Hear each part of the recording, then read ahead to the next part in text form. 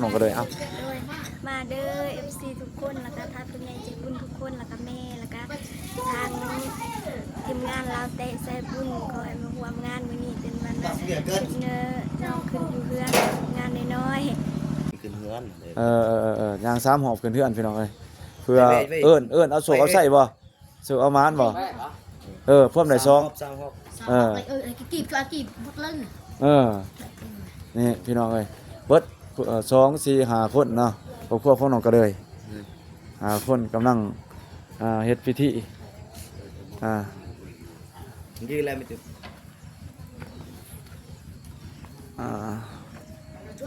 นี่แหละพิธีขึ้นเฮือนตั้งแต่เช้าๆพี่น้องเอ้ยเพิ่นก็ให้ย่าง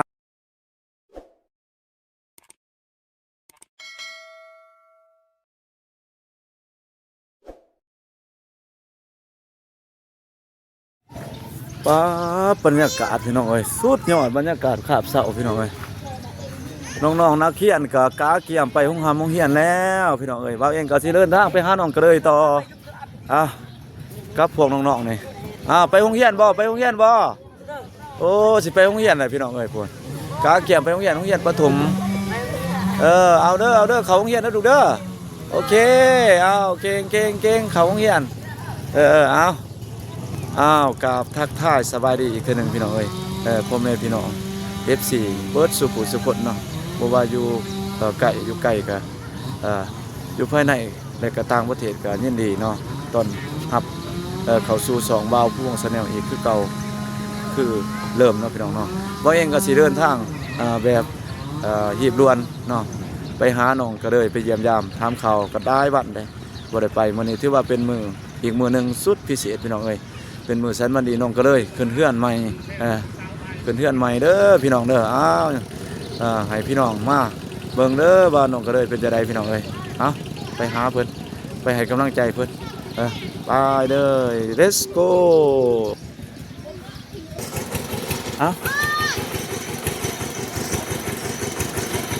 ไปหาน้องก็เลยพี่น้องนี่เพิ่นเฮ็ดหยังเนาะบัดโอ้ยเพิ่นเฮ็ดโตน้ำบาดาลพี่น้องเอ้ยน้ำบาดาลแล้วนี่เริ่มปฏิบัติการโตน้ำบาดาลพี่น้องเอ้ยนี่แหละวิถีชีวิตระแวกบ้านของน้องก็เลยไปพี่น้องเอ้ย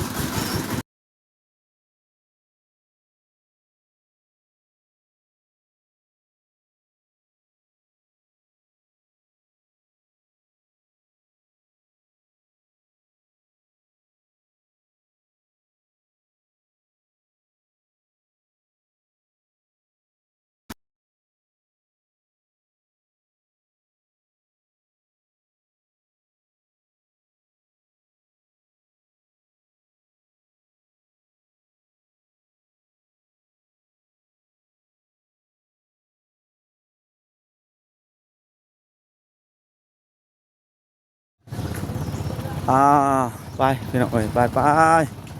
แต่สาวๆน้องก็เลยอยู่บ่นี่ก็เฮือนน้องทิพจันทร์พี่น้องเอ้ยนี่ครอบครัวของน้องทิพจันทร์นี่สิแม่นเพิ่นไปซอยเวียกพุ่นน่ะน้องก็เลยพี่น้องเอ้ยบ่เห็นเพิ่นเองก็สิเดินทางต่อไป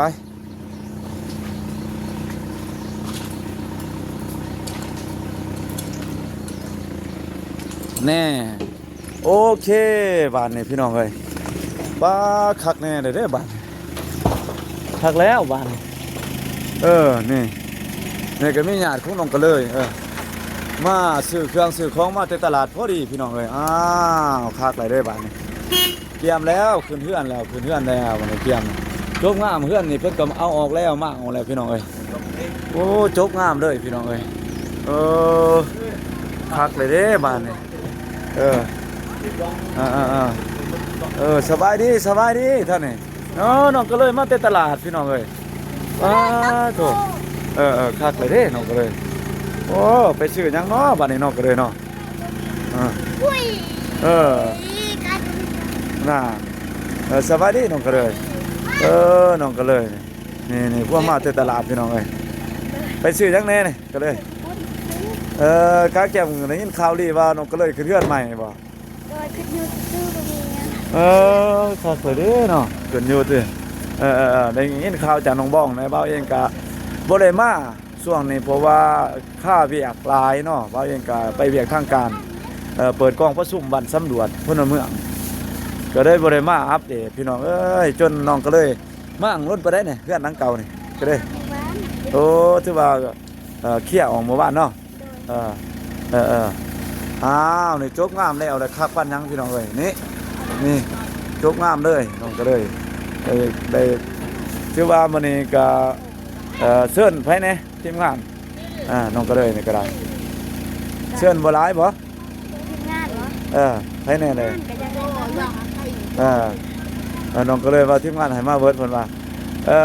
ว่าวนี่ก็คือสิบ่ได้มาแล้วนี่ก็ค่าเวียกนี่ 8:00 นนี่ก็ไปเข้าร่วมกองประชุมเนี่ยกองประชุมสำรวจพลเมืองแหละกับคาบเที่ยงก็คันว่ามันทันออกมาไว้แน่ก็สิได้มาเด้อน้องก็เลยเด้อคันว่าบ่ได้มาก็แม่นเพราะว่าแต่ละมื้อว่าวเองก็บ่ได้มาเพราะว่าพักก็ 12:30 นเข้าบ่ายโมงครึ่งชั่วโมงเดียวสิใช้เวลาเล่นมันนี่ก็ยันบ่ทันกองประชุมคันว่าบ่าวเองจัดสรรหรือว่าเวลาพอทันมาไหลก็จังสิมาเนาะคันบ่เห็นก็บ่าวเองก็สิขอบเลยเอาพาไปเบิ่งมั้งแล้วเอาคือว่าตัวนั้นคือบ่ทันได้ใส่ลูกก้อนลูกวิทย์แน่ใด ใส่แล้วแต่เด็กน้อยที่นี่มันเทเลย คือว่าเป็นจังซั่นพี่น้องเอ้ยนี่เพิ่นเฮ็ดเฮือนครัวใหม่เนาะมาเบิ่งเฮือนครัวใหม่ซะ น้อยหลายคนพวกนี้ก็ เฮือนครัวใหม่ครัวใหม่พี่น้องเอ้ยดีใจแล้วบัดนี้ได้แล้วยังแต่ขั้นตอนนั้นน่ะเนาะเอาคือว่าขึ้นผ้าขึ้นได้บ่ฮะไปเลยขึ้นได้บ่แล้วว่าเพิ่นบ่ทันให้ขึ้นยังมีพิธีอีก โอ้คือกันนะ ถามเพิ่นติขึ้นได้บ่ อู้ก่อนข้าก่อนอู้ก่อนเด้งกันก่อนขึ้นบ่ได้ บ่นี่เพิ่นบ่ทันให้ขึ้นพี่น้องเอ้ยเฮ็ดเดียวกันกับน้องบ้องหั่นแหละพี่น้องเอ้ยก็สิถ่ายบรรยากาศอยู่เลยเอาพาไปเบิ่งเขากะลางก็บ่ได้บ่เอาไปถ่ายอ้อมๆเอาซะซั่นเพิ่นบ่ให้ขึ้นพี่น้องเอ้ยเอา มันมีฮิต มันมีหีดมีของเพิ่นเบาเองก็บ่ฮู้เนาะเพราะว่าเบาเองก็เป็นทั้งหีดทั้งลาวลุมเฮาถือศาสนาพุทธพี่น้องเอ้ยก็บ่ถือว่าต่างนั่นแหละพี่น้องเอ้ยก็มีแต่ปฏิบัติตามคำสอนของศาสนาในพุทธศาสนาเนี่ยเบาเองก็ได้สิ่งใดเพิ่นบ่ได้บัญญัติไว้บ่ได้กล่าวไว้ก็สามารถเฮ็ดได้เนาะก็ว่าเพิ่นห้ามก็บ่ได้เฮ็ดเพิ่นว่าก็กายวาจาใจนี่ได้3อย่างพี่น้องเอ้ยลักๆเฮาทั้งว่าเฮ็ดดีทั้งกายทั้งวาจาได้ก็ใจนี่เอ้าวันนี้ก็สิมาเบิ่งว่าเพิ่นถ้าเพิ่นเข้าบ่ไหลก็สิมีข้าวปุ้นพี่น้องเอ้ยนี่ข้าวปุ้นแน่มีน้ำก็สิเฮ็ดหยังแน่อาหารมื้อนี้ต้อนรับแขกเฮ็ดข้าวปุ้นเล็กๆน้อยๆน่ะบ่เอ้าขึ้นน้อยก็ยามันว่าแต่มันอบอุ่นแล้วก็เว้าตกเว้าเที่ยงจะบ่ได้เชิญเพิ่นมาติบ่โดยแนวใด มี บอกเพิ่นได้บ่เชิญได้บ่เพิ่นสิมามื้อนี้บ่ โดย มีเบาเตียงแล้วก็ไผแหน่มื้อนี้เบาเตียงทีมงานเบาตุน โดย เบาตุนเบานุ่ง ถ้าค่าจักนี้ทางน่ะบ่าวเจ็บเป็นว่าค่าเป็นว่าสิไปอัปเดตน้องฮานเด้ โอ้บ่เจ็บบ่ได้มาเนาะบ่เจ็บแล้วเบาฝนบ่จะบอกว่าทุกคนได้ติเพิ่นบ่มาก็อย่ามีแต่น้องบอกเพิ่นเด้อก็แจ้งเพิ่นในอันนั้นแหละทั้งติดต่อไปทั้งเฟซทั้ง LINE เพิ่นนั่นแหละทั้งเฟซทั้ง Facebook ทั้ง WhatsApp เพิ่นถ้าว่าเพิ่นมาได้ก็มาเพิ่นบ่สะดวกมาเพิ่นก็แจ้งมาก็แล้วแต่เนาะแต่ว่าเฮาก็แสดงความเคารพเพิ่นให้เกียรติเพิ่นได้ก็แสดงความหูบุญคุณกับเพิ่นนั่นแหละแจ้งเชิญเพิ่นเพราะให้เพิ่นดีใจว่าเฮาก็บ่ลงบ่ดื้อบ่สิบ่ปาเพิ่นนั่นแหละเพิ่นเป็นผู้ใหญ่แล้วก็แจ้งทั้งผู้ใหญ่ใจบุญนำเด้อลูกเด้อ โดย แจ้งผู้ใหญ่ใจบุญนำผู้ที่เพิ่นให้การช่วยเหลือเรา FC เนาะทั้งหมดนั่นแหละเอาแจ้งในคลิปนี่ก็ได้เอามื้อนี้เป็นมื้อแนวใดเอาแจ้งเพิ่นโดยก็บอกเพิ่นว่าให้เชิญเพิ่นมาอยากให้น้องก็เลยเว้ากับ FC แล้วก็เชิญทั้งผู้ใหญ่ใจบุญ FC ทั้งหมดแล้วก็ทีมงานสายบุญที่มาถ่ายคลิปแล้วก็ช่วยให้น้องก็เลยพูดจะให้ FC ทั้งหมดน้องก็เลยเอา โดยมาเด้อ FC ทุกคนแล้วก็ทางผู้ใหญ่ใจบุญทุกคนแล้วก็แม่แล้วก็ทางทีมงานเราเตะใส่บุญขอให้มาร่ น้องขึ้นอยู่เพื่อนงานน้อย ขึ้นเฮือนเนาะ ๆโดย ขึ้นเฮือนน่ะมื้อนี้ก็ถือว่า ขึ้นนอนซื่อ เลย ขึ้นก้อนนะ ฮะ ว่าขึ้นก้อนว่าขึ้นก้อนนะตัวนั้น มีแต่อันนั้นมีแต่ให้น้องก็เลยอันป้าโทรไปสวนล่ะพี่น้องเอ้ยไปสวนแต่เช้าล่ะพุ่นไปบังๆเก็บกาแฟบ่เอาได้หลายเด้อนี่ละพี่น้องเอ้ยก็มื้อนี้ถือว่าเป็นมื้อมื้อสันบันดีเนี่ยพี่น้องเอ้ยมื้อที่ว่ามื้องามมื้อที่เพิ่นที่ว่าเพิ่นผู้ใหญ่ใจดีที่ว่าเพิ่นแจ้งผู้ใหญ่ใจดีแล้วก็มื้อที่ครอบครัวของน้องก็เลยแจ้งข่าวเปล่ากูให้ FC ทุกคนเนาะ ๆโดย แล้วมาร่วมในงานแสดงความยินดีได้เด้อแต่ว่าเป็นพิธีบ่ใหญ่น้อยๆพี่น้องเอ้ยขึ้นอยู่เอาเลิศเอายามก่อนอาหารการกินก็ตามมิเนาะ โดย ก็บ่มีหยังแหน่มีสื่อศีลสื่อไข่นํส่วนหนึงแม่นบ่เล็กๆน้อยๆแล้วก็กระปุ่นกระปาดเนาะขนมอีหยังคือเอิ้นว่าข้าวปุ้นหรือว่าขนมจีนนี่หยังแหละไทยเพิ่นเอิ้นเนาะก็สิประมาณนั้นพี่น้องเอ้ยก็เลยก็ดีใจมาฮอดจุดนี้ได้จังได๋ล่ะเอาเบิ่งแสดงความดีใจว่าเป็นจังได๋จังว่ามาฮอดบ่ไหวสมควรเนาะ โดย คือว่าสิบ่ไหวปานนั้นเว้าเองก็ได้ถือว่าเป็นสร้างมืออาชีพพี่น้องเอ้ยเพิ่นเฮ็ดถือว่าคุณภาพเต็มไปด้วยคุณภาพแล้วก็มันมีความไหวนํพร้อมพี่น้องเอ้ยทั้งไหวแล้วก็ทั้งจบงามพร้อมถือว่าได้เฮือนหลังใหม่แล้ววันนี้เอาเบิ่งรู้สึกจังได๋ความรู้สึกต่อการได้เฮือนใหม่นี่ดีใจ บอกวันว่าสิได้ สมิทก็เห็นแต่น้องบ้องเนาะไปบ้องจะได้เนาะก็คิดว่าคือเห็นนั่นแหละพี่น้องเอ้ยน้องก็เลยก็เลยไปช่วยเรือน้องบ้องเฮ็ดนั่นเฮ็ดนี่เฮ็ดช่วยเรือหั่นแหละแต่ว่าเพิ่นก็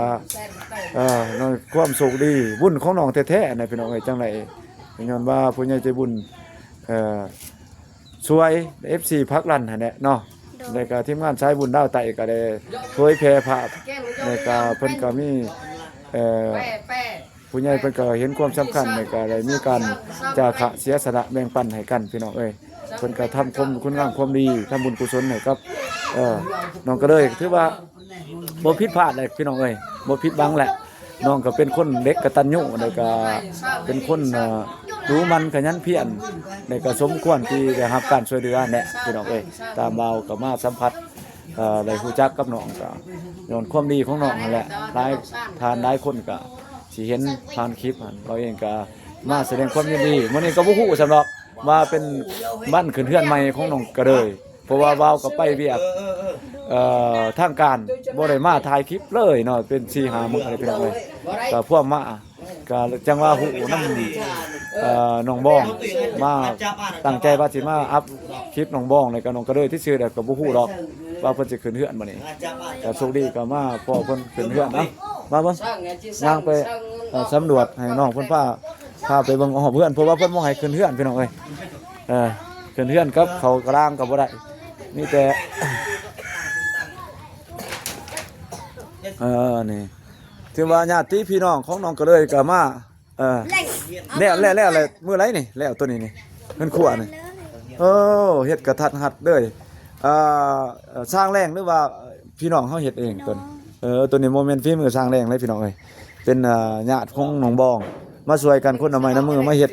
เป็นเฮือนครัวเนาะมาเข้ามาเบิ่งบ่เพิ่นก็เลยเทพื้นข้างในเนาะนี่เป็นเฮือนครัวใหม่ของน้องก็เลยก็พอก็สิประมาณ2 เมตรปลายนี่นะ2 เมตรคูณ2 เมตรนี่แหละพี่น้องเอ้ยบ่ถึง3 เมตร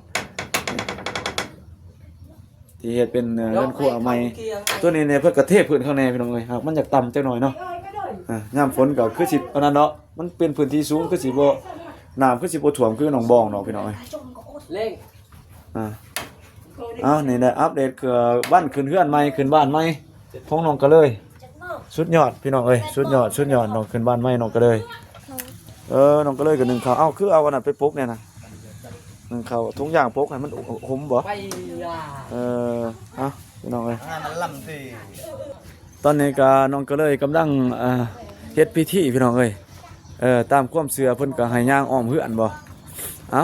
สิให้เบิ่งบรรยากาศเพิ่นเฮ็ดพิธีเพิ่นนี่มัดนี่เด็กๆมีอะไรวงสิขึ้นนะ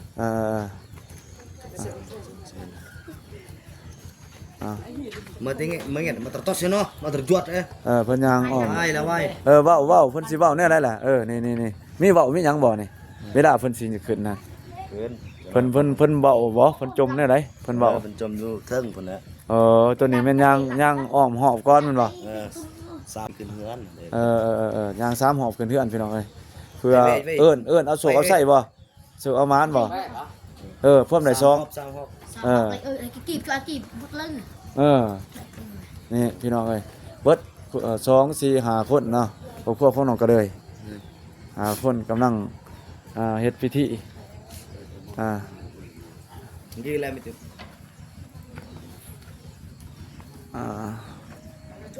นี่แหละพิธีขึ้นเฮือนตั้งแต่เช้าๆพี่น้องเอ้ยเพิ่นก็ให้ย่างไปแล้วก็เพิ่นสิมีแนวใดถามเป้ให้นะบ่เป้เพิ่นถามกันจังได๋ เพิ่นทำนี่แหละเพื่อนเรียกเพิ่น ใช่สิ จะเว้าดิ ดังรัฐบาลดัง มาเพื่อนเลย ประเทศของรุ่นมอบดังลารุ่นริน เรื่อง เพิ่นว่าจังได๋ล่ะมอบเพื่อนให้แม่นบ่ มาเพื่อนให้วันนี้ถามบ่เพื่อนตัวเอง นี่เพื่อนตัวเองเนาะขึ้นแล้วพี่น้องเอ้ย ทองรุ่น รัฐบาลมอบให้ได้เนาะโดยอ้าวนี่เด้ชมเชยเด้อย มด้วยพิจายมเด้อ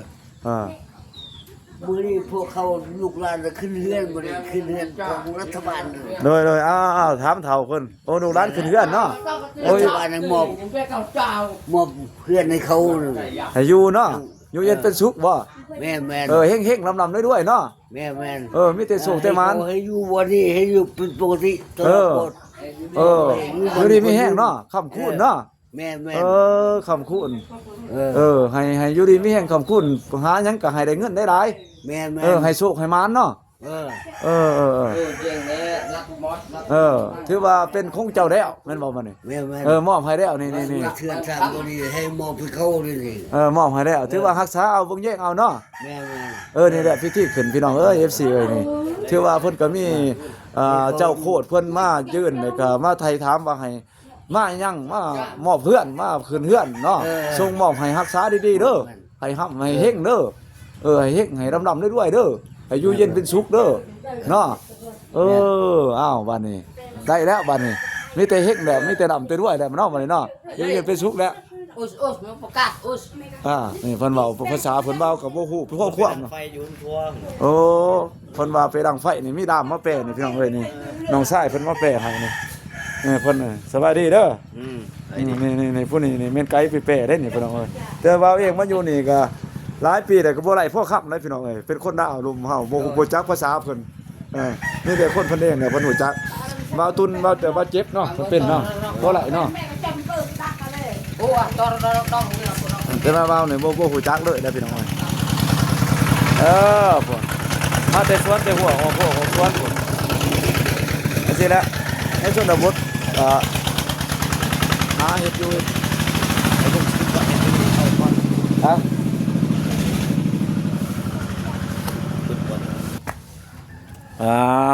เพิ่นว่าเพิ่นขึ้นแล้วบัดนี้ก็ให้แขกขึ้นได้เพิ่นว่าบัดนี้โอ้คักเลยนี่เด้อจบงามแท้ๆเนาะโศกมันเด้อเฮงๆเด้อร่ำรวยเด้อนี่พิธีเพิ่นพี่น้องเอ้ยมีพิธีคือกันกับน้องบองเนี่ยพี่น้องเอ้ยมีพิธีเอาเฮงเอาโศกเอาลาภตั้งแต่เช้ามานี่ขึ้นเฮือนน้องก็เลยแต่เช้าขึ้นก่อนน้องก็เลยครอบครัวของน้องก็เลยขึ้นผู้ขึ้นคนที่2ก็คือบ่าวเนาะพี่น้องเนาะในทีมงานมาแต่เช้าก่อนหมู่เพราะว่าบ่าวเองก็ติดภารกิจหลายพี่น้องเอ้ยก็ญาติเวลามาเบิ่งน้องปู่คักแน่จกงามเลยนี่ห้อง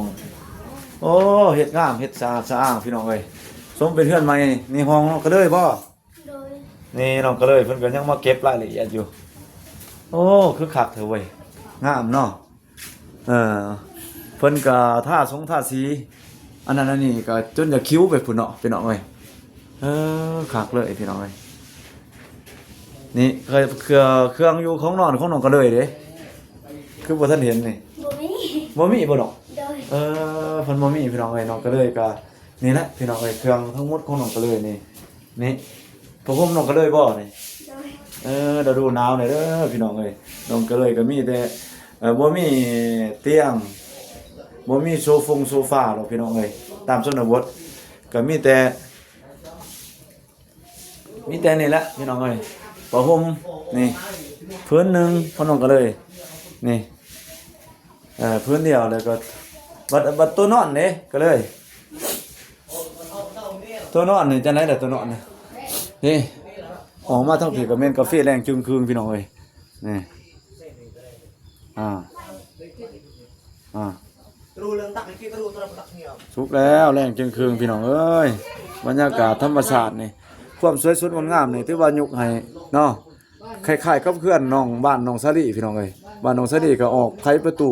ขึ้นไปยืนโอ้ยธรรมชาติทิวทัศน์งามคักพี่น้องเอ้ยมีทุ่งไร่ทุ่งนาแล้วก็สายน้ำแล้วก็ตีนผู้พี่น้องเอ้ยโอ้เขียวทุ่งพี่น้องเอ้ยอากาศคักหลายพี่น้องเอ้ย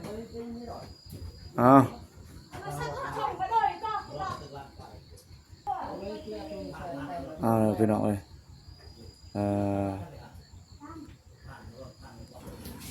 บรรยากาศด้านหน้าเพิ่นเอาออกแล้วเพื่อนนี่หลังเก่านี่เอาออกแล้วพี่น้องเอ้ยเป็นพื้นที่โล่งมานี่แน่มากก็โจ๊กงามแหละพี่น้องเอ้ยนี่ที่ว่าเป็นหลังสุดท้ายของบ้านที่ออกนอกมาที่ว่าออกนอกสุดของบ้านเนี่ยพี่น้องเอ้ยบิดเพื่อนน้องก็เลยก็แม่นออกครัวออกสวนเลยหลังสุดท้ายแหละพี่น้องเอ้ยน้องก็เลยก็นี่น้องก็เลยก็เตรียมต้อนรับแขกคนอย่างนี้มาน้องบ้องสิมาช่วยบ่เพิ่นสิมาดินน้ำมาช่วยติมื้อนี้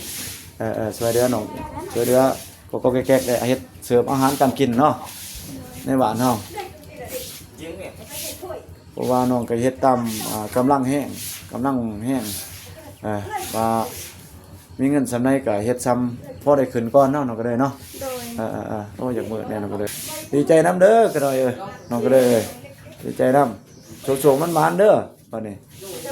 เฮงๆเด้อบัดนี้มีแต่โชคดีแล้วบัดนี้โอ้ได้เพื่อนงามเพื่อนคักแท้บัดนี้เว้ยกระลานไฟนี่ไผแล้วมาต่อใส่ไผแล้วมาเฮ็ดให้นี่กระลานไฟเก่าบ่เพิ่นใส่ตัวเก่าพี่น้องเอ้ยย้ายเอาเนาะจากหลังเก่ามาสู่หลังใหม่พี่น้องเอ้ย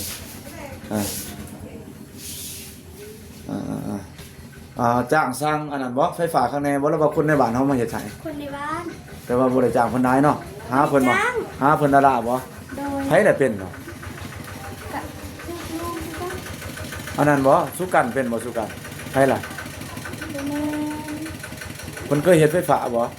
ฮู้คือกัน แต่ว่าเพิ่นเฮ็ดเป็นเนาะ อันนี้บ่แม่คือกัน ผู้ใดล่ะนี่เพิ่นก็ตาเกียมในเขาคล้องขึ้นมาหับส่งหับใช้มีแต่โชคดีขอให้น้องก็เลยเนาะเฮาเองก็สิปิดคลิปไปก็ผ่านน้องก็เลยเนาะน้องก็เลยขอบใจขอบคุณเพิ่นได้ก็มาเองก็สิเพิ่นเลยปิดคลิปเลยเนาะให้น้องก็เลยปิดคลิปให้เลยขอบใจแล้วก็ FC ที่เพิ่นสนับสนุนแล้วก็ช่วยเหลือผู้ใหญ่ใจบุญทั้งหมดน้องก็เลยปิดคลิป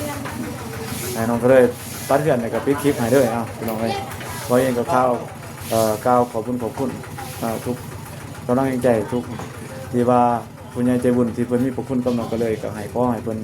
มีสุขภาพแข็งแรงร่ำรวยเนาะเป็นเศรษฐีมหาเศรษฐีประจุทุกคนพี่น้องเอ้ยให้น้องก็เลยก้าวขอบคุณ ทาง FC และทางผู้ใหญ่ใจบุญทุกท่านแล้วก็แม่ที่บ่ทิ้งบ่ปะน้องขอให้เด้อ FC แล้วก็ทางผู้ใหญ่ใจบุญทุกท่านจงมีสุขภาพร่างกายแข็งแรงความเจ็บบ่ให้ได้ความไข้บ่ให้มีขอให้ห่างให้มีขอให้ร่ำรวยเฮงๆปังๆตลอดปีตลอดชาติอย่าเจ็บอย่าจนความครอบครัวเด้อปรารถนาสิ่งใดขอให้ได้สิ่งนั้นขอให้ได้สมหวังดังปรารถนานอนหลับให้ได้เงินหมื่นนอนตื่นให้ได้เงินแสนเด้อสาธุ โดยสาธุขอบใจน้องก็เลยเราเองก็สิได้กราบลาพี่ลาน้องไปก่อนเพราะว่าเราเองก็มีเบียกภารกิจด่วนสิไปรับใส่ทั้งเบียกการสำรวจรับใส่ศาสตร์คือกันพี่น้องเอ้ยเสียสละเวลาบ่ได้กินของเขาเฟ้นพี่น้องเอ้ยเบียกหนักหลายเฮ็ดเบียกหนึงเปล่าจนแหบบรรยายเอกสารพี่น้องเอ้ยบรรยายเพื่อให้นักเดินสำรวจลงเก็บกำข้อมูลทั่วเมืองท่าแตงแล้วก็พร้อมกันทั่วประเทศพี่น้องเอ้ยการสำรวจครั้งที่5ปี2025เราเองก็ขอโทษขออภัยที่บ่ได้มาถ่ายคลิปเป็น4-5มื้อเป็นทิศให้น้องพี่น้องเอ้ยและก็มื้อนี้ที่ว่าโอกาสได้มาแสดงความยินดีกับน้องก็เลยเราเองก็ขอบคุณขอบใจเด้อที่ผู้ใหญ่ใจบุญทั้งหมดแล้วก็ที่ช่วยเหลือน้องก็เลยแล้วก็ FC ที่เขามาซัพพอร์ตว่าเขามาเบิ่งมาชมคลิปของเราผู้วงก็ขอให้ทุกคนอยู่ดีมีแห้งก็จะจากโรคภัยไข้เจ็บแล้วก็เฮงๆดำๆได้ด้วยน้องเงินได้น้องทองได้มาเงินโนดาก็เต็มกระตากระบุงพี่น้องเอ้ยเงินบาทก็เต็มเพื่อนเต็มซ่านเป็นเศรษฐีมหาเศรษฐีกันเบิดสุขสุขคน